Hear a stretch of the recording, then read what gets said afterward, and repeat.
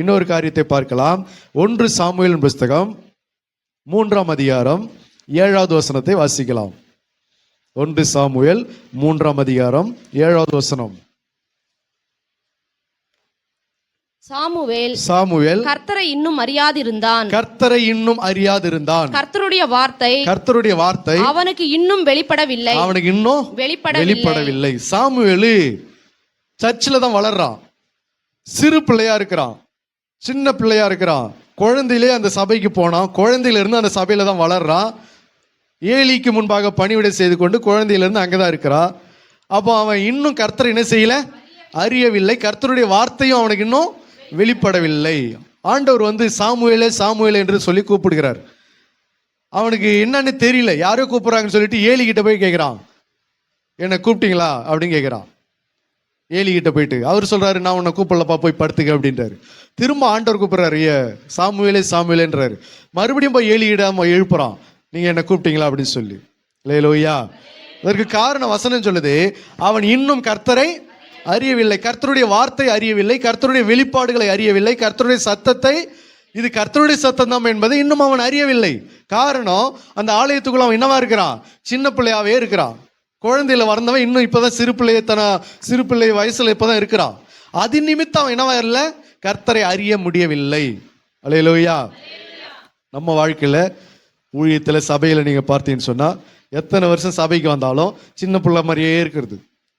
சின்ன பிள்ளை மாதிரின்னா என்ன அர்த்தம், சின்ன பிள்ளைங்க எப்படி இருக்கு, வந்தாக்கா அந்த வாட்டர் கேனை வச்சுன்னு நோண்டும், அந்த பேனாவை வச்சுன்னு கிறுக்கும், அந்த பாய் கோரையை பிடிச்சின்னு இழுக்கும். அப்புறம் என்ன செய்யும், பிஸ்கெட்டு பேப்பரை போட்டு மடமடணும், பிஸ்கெட்டை உடச்சி போட்டு எல்லாத்தையும் அதை ஒரு மாதிரி பண்ணும். குறுக்க ஓடும், குறுக்க ஓடியாரும், கத்தும், விளையாடும், ஏதோ ஒன்று பண்ணும். யாரு, சின்ன பிள்ளைங்க. இது போல சில பேர் பார்த்தீங்கன்னா எத்தனை வருஷம் சபைக்கு வந்தாலும் அந்த சின்ன பிள்ளைத்தனமாவே இந்த மாதிரி வேலையே பார்த்துட்டு இருக்குது. ஒரு நாள் கூட ஒரு மெச்சூர் ஆகி ஆண்டவருடைய சத்தியத்தை கவனிக்கணும், கர்த்தருடைய வார்த்தைக்கு நடுங்கணும், அவரை நம்ம ஆராதிக்கணும், கண்ணை மூடணும், ஜெபிக்கணும், முழங்கால் படிக்கணும், நம்ம டிஸ்டர்ப் பண்ணக்கூடாது, கர்த்தருடைய சபையில் இடரல் பண்ணக்கூடாது, நம்ம எழுந்து வெளியில் போகக்கூடாது, செல்போனை பயன்படுத்தக்கூடாது. இந்த மாதிரியான ஒரு ஞானத்தோட அறிவோடு நடந்துக்கிறது கிடையாது. கடைசி வரைக்கும் சின்ன பிள்ளைத்தனமாவே இருக்கிறது, சின்ன பிள்ளைத்தனமாவே வாக்குவாதம் பண்றது, சின்ன பிள்ளைத்தனமாவே எல்லா காரியத்திலையும் அப்படியே ஒரு கேர்லெஸ்ஸா இருக்கிறது. அல்லேலூயா. அதனாலதான் வேதம் சொல்லுகிறது, வசனத்துல கூட தெரியாது, வசனம் கூட என்னன்னு தெரியாது, என்ன பிரசங்கம் பண்றாங்க, எதுக்காக பிரசங்கம் பண்றாங்க, இந்த பிரசங்கத்தை என்ன காரணத்தினால, இந்த என்ன ஆசீர்வாதம், கர்த்தர் இந்த வார்த்தையின் கொண்டு நமக்கு என்ன உணர்த்துறாரு, எச்சரிக்கிறாரு, எதை பத்தியுமே தெரியாது. அப்படி யாராவது உட்காந்துக்கிறீங்களா? இப்போ இந்த பிரசங்கம் எதுக்கு பண்றாங்கன்னு தெரியாம, ஏன் பண்றாங்கன்னு தெரியாம, இந்த பிரசங்கத்தினுடைய நோக்கம் என்ன, இதனுடைய தன்மை என்ன, இதுல இருக்கிற சத்தியம் என்ன, இதுல இருக்கிற ஆழம் என்ன, இதுல என்ன அகலம் என்ன, இதை பத்தி எதுவுமே தெரியாம அப்படியே சபைக்குள்ளே நீங்க உட்காந்துன்னு இருக்கீங்கன்னா நீங்க இன்னும் சின்ன பிள்ளைத்தனமாவே இருக்கிறீங்கன்னு அர்த்தம். நீங்க சிறு பிள்ளையா இருப்பதினால கர்த்தர் என்ன செய்ய முடியாது, அறியவே முடியாது. எத்தனை வருஷம் சபைக்கு வந்தாலும் அறியவே முடியாது. அப்படி இருக்காங்க பாத்துக்கிறீங்களா? எத்தனை வருஷம் சபைக்கு போனா என்ன பிரசங்கம் பண்ணாங்கன்னு தெரியாது. எத்தனை வருஷம் சபைக்கு போனாலும் அங்கே ஒரு ஒழுக்கத்திலையும் அவங்க கடைபிடிக்கிறது கிடையாது. எத்தனை வருஷம் சபைக்கு போனால் அப்படி சும்மா ஒரு கடமைக்காக போயிட்டு அப்படி கடமைக்காக வர்றது. இதெல்லாம் யார் செய்வா இந்த வேலையா? சின்ன பிள்ளைங்க செய்கிற வேலை. சின்ன பிள்ளைங்களாம் கூட கொஞ்சம் ஜாக்கிரதையாக தான் இருக்குது நம்ம சபையில். அல்லேலூயா. சின்ன பிள்ளைங்க கூட ஒரு சில பிள்ளைங்க என்ன பண்ணுது, நல்லா தான் இருக்குது, ஒழுங்காக தான் கீழ்ப்படுது. ஒரு சில பிள்ளைங்க தான் என்ன பண்ணுது, கொஞ்சம் சேட்டை பண்ணிக்கின்னு டிஸ்டர்ப் பண்ணிக்கின்னு இருக்குது. அது பண்ணலாம், ஓகே.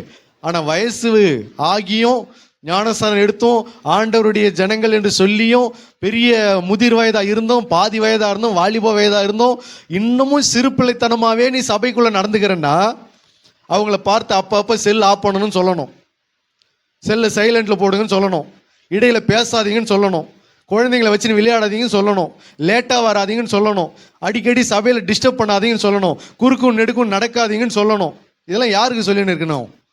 சின்ன பிள்ளைங்களை பார்த்து கண்ட்ரோல் பண்ணிக்கணும். அடிக்கடி பிள்ளைங்களை பார்த்து உட்காரு எழுந்துருன்னு சொல்லிக்கணும். இதே யாருக்கும் செய்ய வேண்டியதாக இருக்குது, இப்போ பெரியவங்களுக்கும் செய்ய வேண்டியதாக இருக்குது. ஏன் சபைக்கு வரல, ஏன் லேட்டாக வர, ஏன் இடையில பேசுகிற, ஏன் தூங்குற, ஏன் அப்படி செய்கிற, ஏன் இப்படி செய்கிற, எங்கே போகிற, எங்கே வர அப்படின்னு சொல்லி அடிக்கடி உங்களை கடிந்துக்கிட்டே இருக்கணும், கடிஞ்சு கொண்டே இருக்கணும். அடிக்கடி அவங்க செல்போனை சைலண்டில் போடுங்க சொல்லிக்கிட்டே இருக்கணும். சின்ன பிள்ளைத்தனமா நீ சபைக்குள்ளே இருந்தன்னு சொன்னால் உனக்கும் கர்த்தருக்கும் சம்பந்தமே கிடையாது. நீ இன்னும் கர்த்தரை அறியவில்லை. அல்லேலூயா.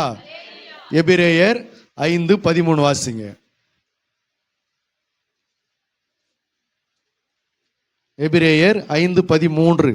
பால் உண்ணுகிறவன் குழந்தையாய் இருக்கிறபடியினால் நீதியின் வசனத்தில் பழக்கமில்லாதவனாய் இருக்கிறான். அல்லேலூயா.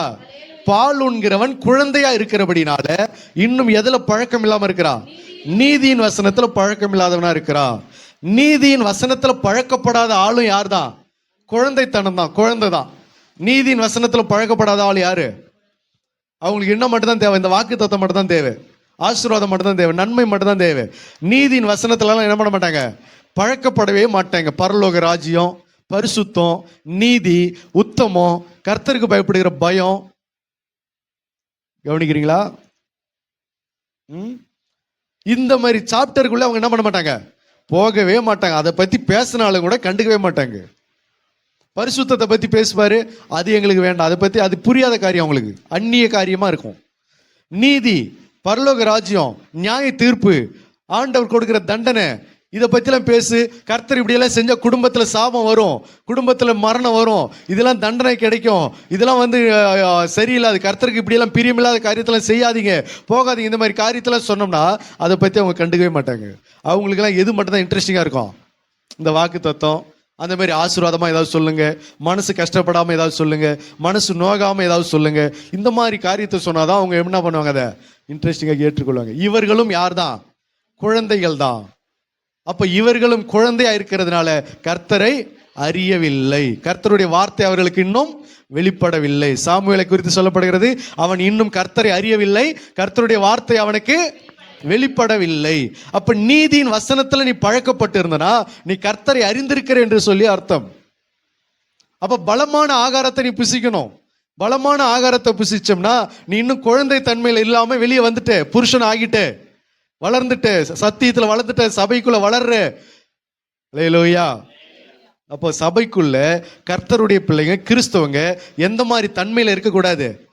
குழந்தை தன்மையிலேயே இருக்கக்கூடாது. ஒன்றும் தெரியாம அப்படியே அந்த விளையாட்டு தன்மையாவே, அந்த விளையாட்டு புத்தியாவே இருக்கக்கூடாது. அல்லேலூயா. நினைச்சா அதுங்க அழுவும், நினைச்சா சிரிக்கும், நினைச்சா விளையாடும், நினைச்சா எழுந்து ஓடும் ஓடியாரும். இங்க நம்ம பாஸ்ட் பிரசங்கம் பண்றாங்களே என்ன தெரியும்? நம்ம டிஸ்டர்ப் பண்ணக்கூடாதுன்னு தெரியும், நம்ம குறுக்கு நெடுக்கு நடக்கக்கூடாதுன்னு குழந்தைங்களுக்கு தெரியும். குழந்தைங்களுக்கு தெரியாது, ஆனா அந்த குழந்தைங்களை வேற வச்சுக்கின்னு நம்ம பண்ற அட்டகாசம் இருக்குது பாரு. இவர்கள் எல்லாம் யார் தான்? குழந்தை தன்மையில இன்னும் கர்த்தரை அறியாம சபைக்குள்ள இருந்து கொண்டிருக்கிறாங்கன்னு அர்த்தம், வாழ்ந்து கொண்டிருக்கிறாங்கன்னு அர்த்தம். அதனாலதான் அப்போஸ்தலனாகிய பவுல் சொல்றாரு, வாசிக்கலாம் 1 கொரிந்தியர் 3:1. 1 கொரிந்தியர் 3:1. மேலும் சகோதரரே, நான் உங்களை ஆவிக்குரியவர்கள் என்று எண்ணி உங்களுடனே பேசக்கூடாமல் மாம்சத்துக்குரியவர்கள் என்றும் கிறிஸ்துவுக்குள் குழந்தைகள் என்றும் எண்ணி பேச வேண்டியதாயிற்று. பவுல் கொரிந்தியருக்கு எழுதும்போது என்ன சொல்றாருன்னா, நீங்கள் மாம்சத்துக்குரியவர்கள் என்றும் கிறிஸ்துவுக்குள் குழந்தைகள் என்றும் எண்ணி அப்படிதான் உங்ககிட்ட டீல் பண்ண வேண்டியதா இருக்குது, அப்படிதான் உங்ககிட்ட பேச வேண்டியதா இருக்குதுன்றாரு. அல்லேலூயா. அப்ப இதுல இருந்து என்ன தெரியுது? மாம்சத்துக்குரியவர்களும் குழந்தைகளும் ஒன்று. குழந்தைத்தனமும் மாம்சத்துக்குரியவன்னா யாரு? கர்த்தரை அறியாது இருக்கிறவங்க தான் மாம்சத்துக்குரியவங்க. மாம்சத்தின் கிரியைகளிலே நடப்பாங்க, மாம்சத்தின் இச்சைகளை நிறைவேற்றுவாங்க, மாம்சத்தின் சுபாவங்களிலே நடப்பாங்க, ஜென்ம சுபாவத்திலே வாழ்வாங்க. அப்ப அவர்களும் கிறிஸ்துவுக்குள் குழந்தைகளா இருக்கிறவர்கள் ரெண்டும் ஒண்ணு. அப்ப அவர்களை மாம்சத்துக்குரியவர்கள் என்று சொல்லலாம், புறஜாதிகள் என்று சொல்லலாம், அவர்களை கர்த்தருக்குள்ள கிறிஸ்துவுக்குள் குழந்தைகள் என்றும் சொல்லலாம். அல்லேலூயா. பல வருஷமா இருப்பாங்க, ஒண்ணுமே தெரியாம இருப்பாங்க, ஒரு அடிப்படை சத்தியத்துல கூட வளராம இருப்பாங்க. ஆக மொத்தம் அவங்களுக்குள்ள வாக்குவாதம், மாறுபாடு எல்லாமே இருக்கும். எல்லா விதமான தர்க்கங்களும் வாக்குவாதங்களும், எல்லா விதமான ஜென்ம சுபாவங்களும், எல்லா விதமான பிடிவாதமும் அப்படியே இருக்கும். அப்ப அவங்க யாரா இருக்கிறாங்க? கிறிஸ்துவுக்குள்ள ஒன்று குழந்தையா இருக்கிறாங்க, இல்லைன்னா மாம்சத்துக்குரிய புறஜாதிகளா இருக்கிறாங்க. அதனாலதான் அவர் சொல்றாரு, உங்களை மாம்சத்துக்குரியவர்கள் என்றும் குழந்தைகள் என்றும் எண்ணி நான் பேச வேண்டியதா இருக்கிறது அப்படின்றாரு. அப்ப குழந்தையா இருந்தோம்னு சொன்னா கிறிஸ்துவ நீ இன்னும் என்ன பண்ணல? அறியவில்லை. கர்த்தருடைய வார்த்தை இன்னும் உனக்கு தெரியலன்னு அர்த்தம். அதனாலதான் பவுல் சொல்கிறார், வாசிங்க 1 கொரிந்தியர் 13:11.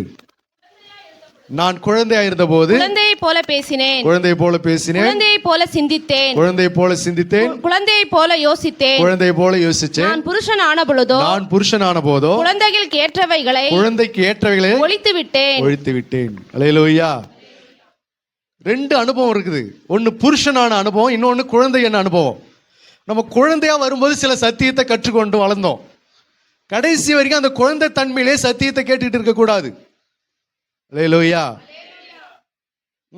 இன்னைக்கு சில சபைகள்ல ஊழியக்காரங்க குழந்தைகளுக்கு கொடுக்க வேண்டிய ஆகாரமாவே கொடுத்துட்டு இருக்காங்களா? அதுக்கு என்ன காரணம்? குழந்தைகளுக்கு கொடுக்க வேண்டிய ஆகாரம் என்ன?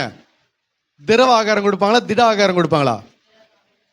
குழந்தைகளுக்கு கறியும் மீனுமா செஞ்சு போடுவாங்க. அது உங்களுக்கு பால், பிஸ்கெட்டு, ஜூஸு, அந்த திரவ ஆகாரமா என்ன பண்ணுவாங்க, சீக்கிரமா செரிமானம் ஆகிற மாதிரி கொடுப்பாங்க. கொஞ்சம் கூட திட ஆகாரத்தை கூட என்ன பண்ண, பிஸ்கெட்டை கூட என்ன பண்ண மாட்டாங்க, கொஞ்சம் ஸ்ட்ராங்காக கொடுக்க மாட்டாங்க. அதை கூட கொஞ்சம் பாலில் கில்ல ஏதாவது கொஞ்சம் கலக்கி ஏதாவது கொடுப்பாங்க. ஹார்லிக்ஸு, போன்விட்டா அப்படியெல்லாம் சொல்லி. அல்லேலூயா. அப்போ இதெல்லாம் என்ன அர்த்தம்? ஆவிக்குரிய சத்தியத்தில் இது என்னவா இருக்கிறது? குழந்தைக்கு ஏற்ற ஆகாரம் என்ன அப்படின்னா, காணா ஒரு கல்யாண வீடு, 12 வருஷம் பெரும்பாடுள்ள ஸ்திரீ, உங்கள் குறைகளை எல்லாம் கிறிஸ்து இயேசுக்குள் நிறைவாக்குவார், உங்களை அற்புதம் செய்வார், உங்கள் கண்ணீரை துடைப்பார், உங்கள் வியாதியை சுகமாக்குவார். இதே போல பிரசங்கம் பண்ணிக்கிட்டே இருந்தனா நீங்க இன்னும் என்னவா இருக்கிறீங்க? குழந்தையா இருக்கிறீங்க. என்ன அர்த்தம்? தகப்பனுடைய சித்தத்தை அறிந்து தகப்பனுடைய சித்தத்தை நிறைவேற்றுவதற்கு நீங்க வளரலன்னு சொன்னா, இனி நமக்கு பொறுப்பு அதிகமா இருக்கிறது. நம்ம சபை வளர்றதுக்கு பாடுபடணும், ஊழியம் வளர்றதுக்கு பாடுபடணும், ஊழியத்தில் நம்ம தூணா இருக்கணும், சபைக்கும் சத்தியத்துக்கு நம்ம தூணா இருக்கணும், தேவனுடைய நாமத்திற்கு மகிமையா இருக்கணும். நம்ம குடும்பத்தால சாட்சி கெட்டு போயிடக்கூடாது, நம்ம வாழ்க்கையினால சாட்சி தேவனுடைய நாமம் தூஷிக்கப்பட்டிருக்கூடாது, நாம குடும்பமும் கர்த்தருடைய ராஜ்யத்துக்கு ஆயத்தப்படணும். தேவனுடைய சத்தியத்தை நம்ம அறிந்து கொள்ளணும். நம்ம பிள்ளைகள் எல்லாரும் பரிசுத்தம் அடையணும். நம்ம நித்திய ஜீவனுக்கு சுதந்திரித்துக் கொள்வதற்கு நம்ம அதற்கு ஏற்றபடி நம்ம நடக்கணும், போகணும்.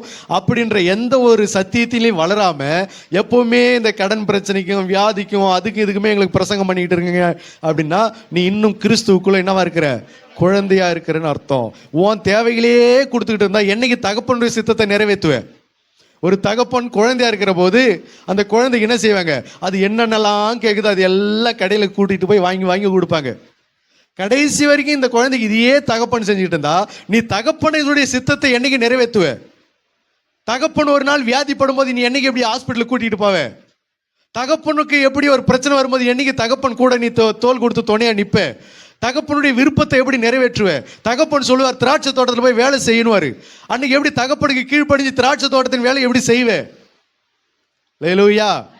அப்போ உன்னுடைய விருப்பத்தை நிறைவேற்றுவது மட்டும்தான் தகப்பனுடைய வேலை. தகப்பனுடைய விருப்பத்தை நிறைவேற்றுவது உன்னுடைய வேலையா இருக்கு. அதை நீ அந்த வளர்ச்சிக்கு நீ எப்போ வளர போற? அல்லேலூயா. சின்ன வயசுல இருக்கும்போது தகப்பன் பிள்ளைகளை படிக்க வச்சு ஆளாக்கிறாங்க. தாய் தகப்பன் முடியாத காலத்துல யாரு கவனிக்கணும்?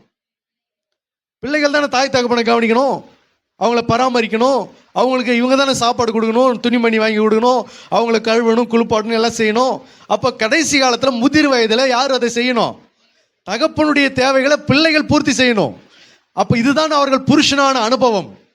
அப்போ பிள்ளைகளா இருக்கும்போது நம்ம தேவைக்காகவே பிரசங்கம் கேட்டோம், நம்ம தேவைக்காகவே ஜெபம் பண்ணோம், நம்ம தேவைக்காகவே அழுதோம், புலம்பனோம், எல்லாத்தையும் ஆண்டவர் கொடுத்துக்கிட்டே இருந்தாரு. அதே போல கடைசி வரைக்குமே இருக்கலாமா? ஒரு காலகட்டம் வரும்போது நீ தகப்பனுடைய சித்தத்தை நிறைவேற்ற கற்றுக்கொள்ளணும். அல்லேலூயா. நான் வரும்போது முதல்ல என்னுடைய தேவைக்காக தான் நான் சபைக்கு வந்தேன், என்னுடைய தேவைக்காக தான் நான் ஞானஸ்தானம் எடுத்தேன். நம்ம ஆண்டவருக்குள்ள சேர்ந்துட்டா, சர்ச்சுக்குள்ள போய் ஞானஸ்தானம் எடுத்துட்டா, கர்த்தரை ஏற்றுக்கொண்டா நமக்கு இதெல்லாம் ஆண்டவர் செய்வாருன்னு என்னுடைய தேவைக்காக வந்தேன். இப்போ என்னுடைய தேவைக்காக நான் வாழ முடியல, இப்போ நான் அவருடைய தேவைக்காக ஊழியம் செய்ய வேண்டியதாக இருக்கிறது. அவருடைய சித்தத்தை செய்வதற்கும் அதை நிறைவேற்றுவதற்கும் நான் ஓட வேண்டியதாக இருக்கிறது. குடும்பத்தை மறந்து சொந்த பந்தத்தை விட்டு நம்முடைய உலகத்தினுடைய நன்மைகளை எல்லாம் கொஞ்சம் மறந்து தூர வச்சுட்டு நண்பர்களை எல்லாம் தூக்கி தூர போட்டுட்டு அவருடைய விருப்பத்துக்காக இப்போ நான் ஓட வேண்டியதாக இருக்கிறது. பவுல் அதான் சொல்றாரு, நான் குழந்தையா இருந்த போது குழந்தைக்கு ஏற்றவைகளை சிந்தித்தேன், குழந்தைய போல நான் பேசினேன், குழந்தைய போல நான் நடந்தேன். ஆனால் நான் புருஷனான போதோ குழந்தைக்கு ஏற்றவைகளை எல்லாம் என்ன பண்ணிட்டேன்? ஒழித்து விட்டேன். நம்ம எப்போ ஒழிக்க போறோம்? இன்னும் குழந்தையாவே இருக்கிறது, இன்னும் குழந்தைக்கு ஏற்ற பிரசங்கமாக இன்னைக்கு கடிந்து கொண்டுட்டாலே சில பேருக்கு மனசு தாங்க முடிய மாட்டேங்குது. அப்படின்னா இன்னும் நீ குழந்தை. பாஸ்ட் எதுக்காக கடிந்து கொள்றாங்க, ஏன் உன்னை கடிந்து கொள்றாங்க, ஏன் மேலே உன் மேலே கோவப்படுறாங்க, எதுக்காக உன் மேலே கோவப்படுறாங்க, யாருடைய நன்மைக்காக உன் மேலே கடிந்து கொள்றாங்கன்ற அதுவே உனக்கு தெரியாம நீ கோவப்பட்டு நிற்கிறன்னா நீ இன்னும் கிறிஸ்துக்குள்ள குழந்தைத்தனமா இருக்கிறன்னு அர்த்தம்.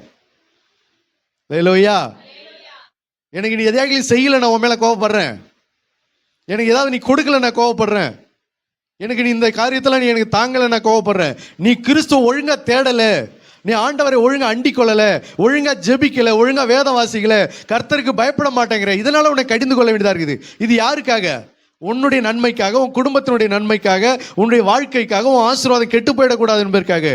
அப்போ உன்னை எதுக்காக கடிந்து கொள்றாங்கன்னே தெரியாம நீ என் மேல கோவப்பட்டு நீ சபையை விட்டு போறது, பாஸ்டர் கிட்ட பேசாம போறது, கோவப்பட்டு நீ கண்டுக்காம இருக்கிறன்னா நீ இன்னும் எங்க தான் இருக்கிற? குழந்தையா தான் இருக்கிற. சபைக்குள்ள உன்னை கடிந்து கொள்றதும் வேஸ்டா இருக்கிறது. ஹல்லேலூயா. பரியாசக்காரனை கடிந்து கொள்ளாது, அவன் உன்னை பகைப்பான் அப்படின்னு வசனம் சொல்லுது. சில பேரை கடிந்து கொள்ளும் போது பகையை சம்பாதிக்க வேண்டியதா இருக்குது. அப்போ எதுக்காக பாஸ்டர் ஏன் நம்மளை கடிந்து கொள்ளணும், ஊழியக்காரங்க ஏன் நம்மளை எச்சரிக்கணும், ஏன் அவங்க நம்ம கிட்ட கோபமா பேசணும் அப்படின்ற ஒரு வரைமுறை கூட இன்னும் தெரியாம நீ என் மேல இன்னும் கோபமா இருக்கிறன்னா நீ யாரா இருக்கிற? இன்னும் கிறிஸ்துவுக்குள்ள குழந்தையா இருக்கிற. இன்னும் நீ யாரை அறியல? கர்த்தரை அறியல. கர்த்தரை நீ அறிந்த ஆளா இருப்பா என்று சொன்னால், நீ கர்த்தரை அறிந்த புருஷனா இருப்பான் என்று சொன்னால், உன்னை ஏன் கடிந்து கொள்றாங்க, உன்னை ஏன் திட்டுறாங்க, உன்னை எதுக்காக எச்சரிக்கிறாங்க என்பது உனக்கு நன்றாய் தெரியும்.